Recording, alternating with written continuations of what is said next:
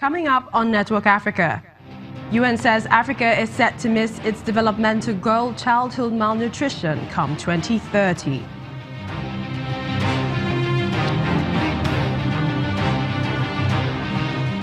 South Africa's Public Enterprises Minister Lynne Brown resigns as a Member of Parliament.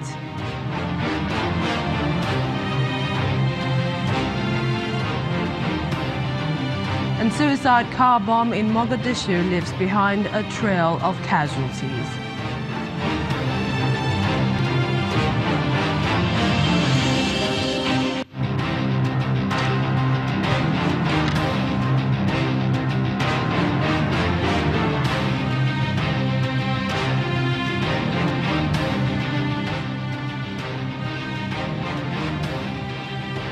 Thank you for joining us on the program. I'm Millicent Onwoka. We begin with two reports published by the Nature International Journal of Science suggesting that no single country in Africa is set to end childhood malnutrition by 2030. Well, that target was set by the UN as a sustainable development goal. The report, which gives detail to the level of an individual village, however, acknowledged that almost every nation has at least one region where children's health is improving. The two studies have mapped child growth rates and educational attainment for women of reproductive age, tracking progress in 51 countries between 2000 and 2015. And at least 4 United Nations peacekeepers have been killed in a roadside bomb in central Mali. The UN confirmed that they were all from Bangladesh. The incident occurred in the central Mopti region, where attacks by Islamist militants have surged in recent months. Spokesperson for the United Nations Secretary General conveyed his condolences to the governments of Bangladesh and Mali, their families and loved ones. Bangladesh is the world's second biggest contributor to the UN peacekeeping operations, with about 7,000 uniformed personnel deployed to missions around the world. In Mali, indicating that a UN military vehicle was hit by an improvised explosive device on the Boni-Douentza axis in the region of Mopti in Mali. Preliminary reports indicate that 4 peacekeepers were killed and 4 others were wounded. Medical evacuations are currently ongoing. Special Representative, the Secretary General Mohamed Saleh Al-Nadif, condemned the attack. We join him in extending our condolences to the families of the victims and in wishing a speedy recovery. In Libya, 2 migrant detention centers have been shut down, with several others due for closure.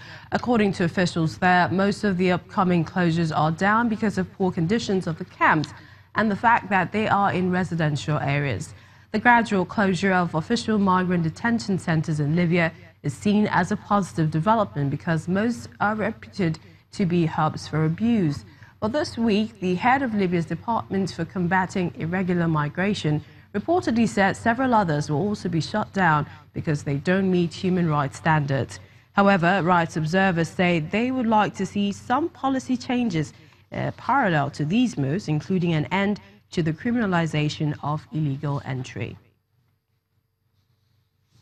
And several presidents and heads of governments in and around Africa have warned of the dangers that will befall humanity in the event of further drying up Lake Chad. Well, they raised these concerns at the just concluded International Conference on Lake Chad, where a 9-point roadmap that recommends global partnership and strengthening security along the Chad Basin was adopted. Participants also agreed on the transfer of inter-basin water to recharge the lake, which has lost more than 80% of its original volume. Our correspondent Ibrahim Adra reports.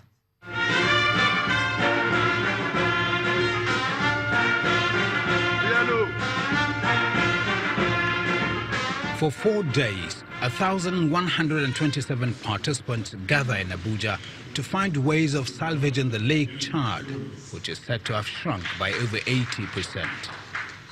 The negative consequence of this fast-depleting resource is evident in 8 countries of the basin. Food security has deteriorated, with more than 7 million people in the sub-region facing the threat of famine and 500,000 children suffering from severe malnutrition. The fish varieties are long gone, leaving the fishermen jobless.